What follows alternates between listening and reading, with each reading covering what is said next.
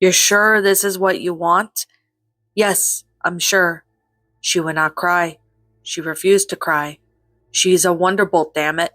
Bolts did not cry over some stupid stallion with rocks in his head. She would be stoic. She would be resigned. She would be, please don't go. Damn it all. Flash stopped at the doorway, suitcases dangling from his mouth. He set it down on the corridor outside her room and looked back at her. This just isn't goodbye forever. I'll have leave. I'll be back before you know it.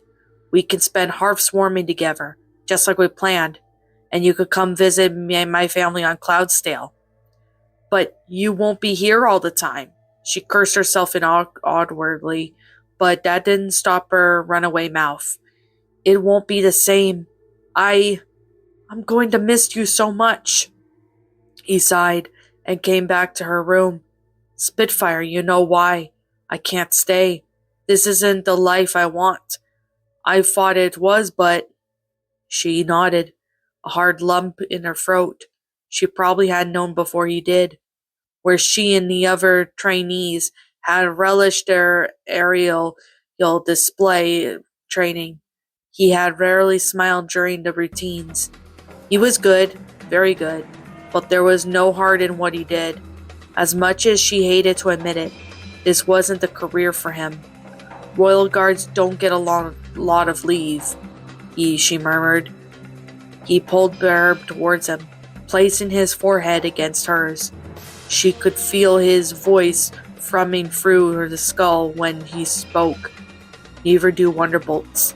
I'm just a reserve. Not for long. You're better than good, Spitfire. We both know you're destined for great things. Who knows? He smiled.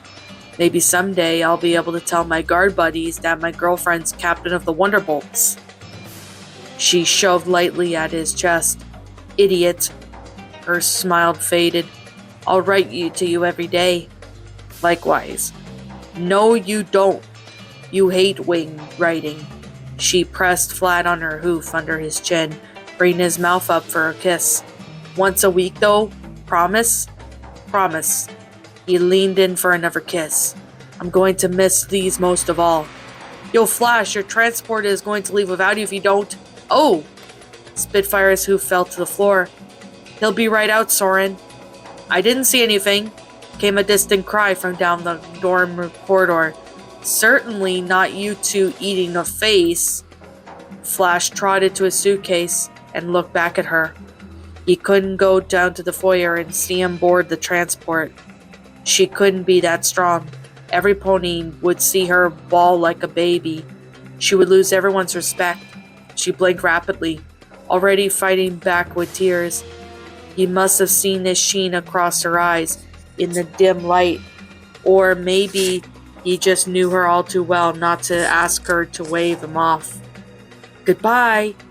He picked up his case and left. Goodbye. She raised a hoof, set it down, and dropped her head. I love you, she whispered. She loved him.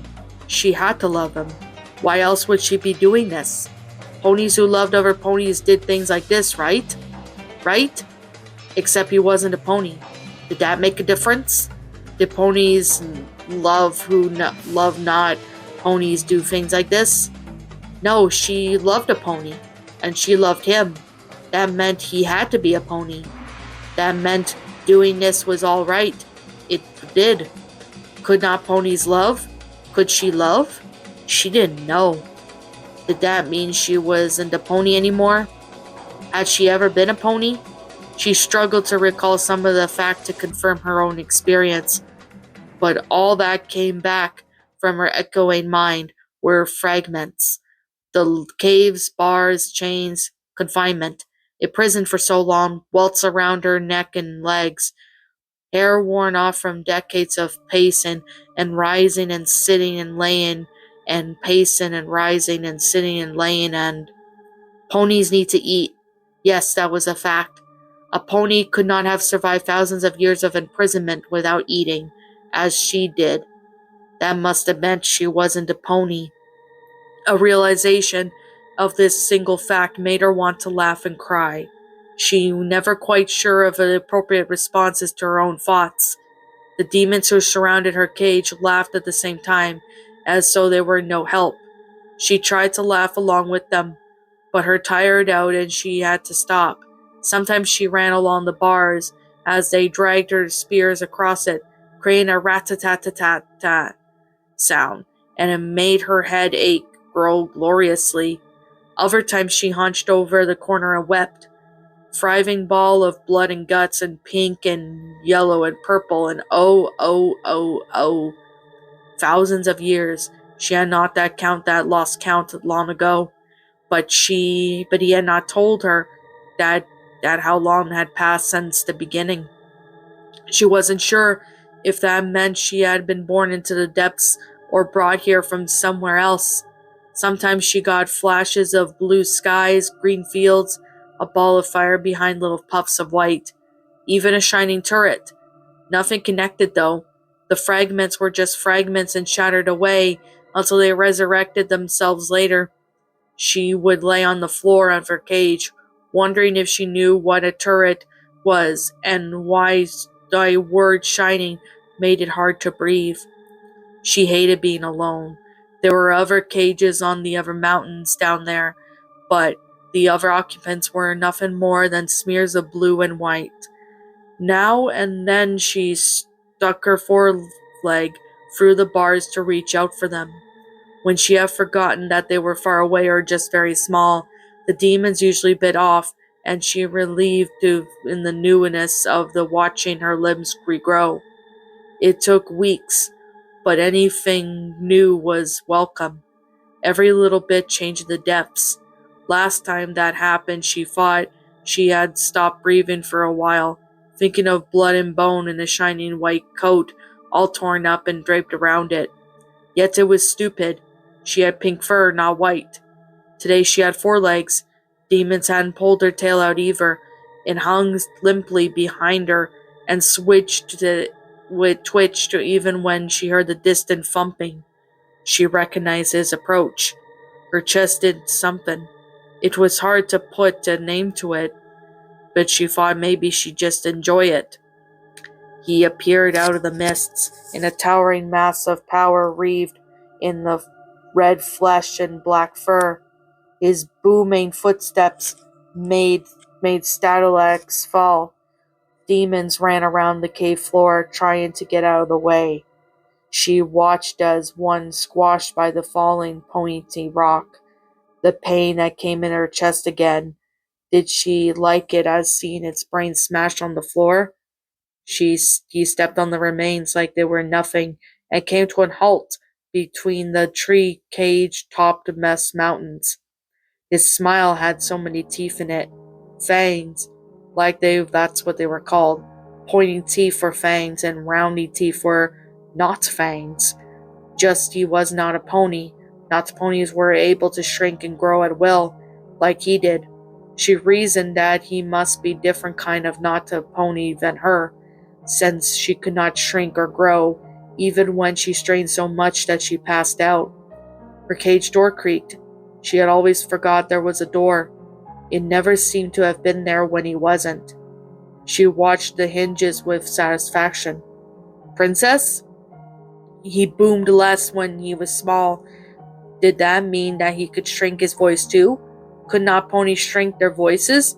She kept watching the hinges until he held her chin and forced her to look up at him instead. He released her abruptly, shaking off the drool. "Yeah, you always were the weakest." Her weakest? Compared to who? The other caged creatures? Did that mean he preferred them to be her?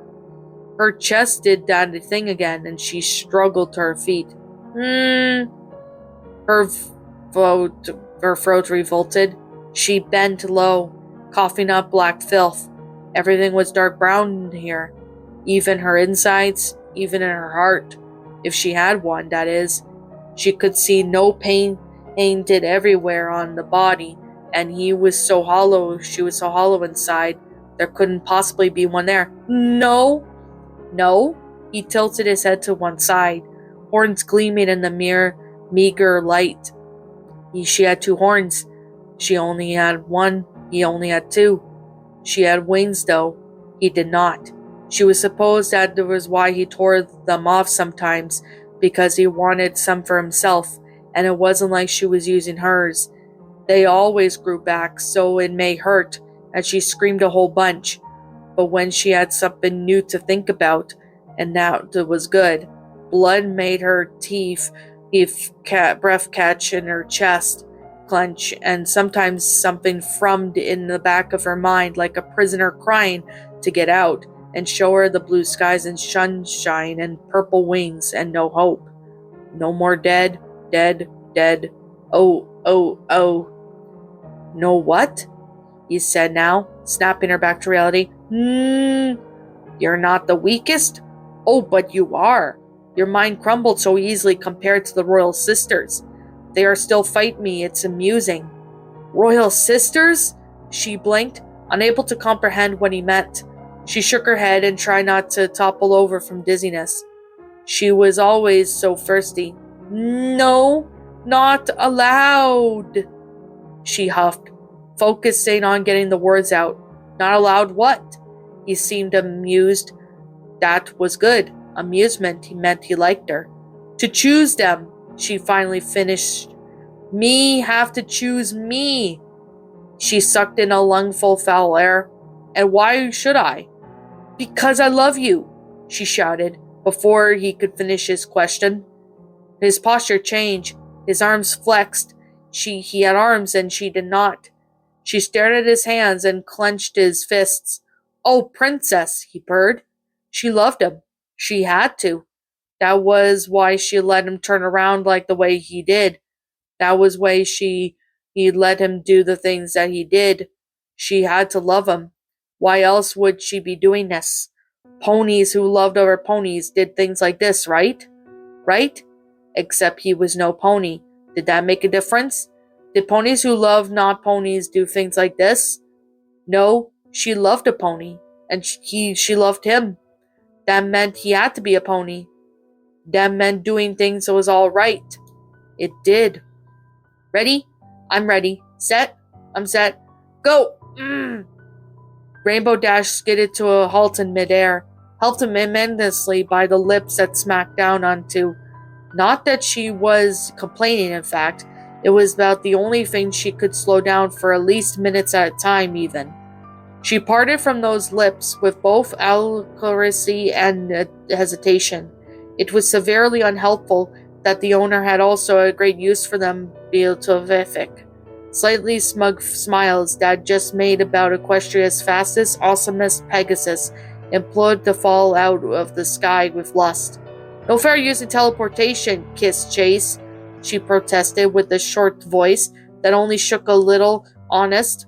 Oops, Celestia said without a hint of regret. My bad. Shall we try again? I'm sure I'll get it eventually, even if it takes 1,000 years.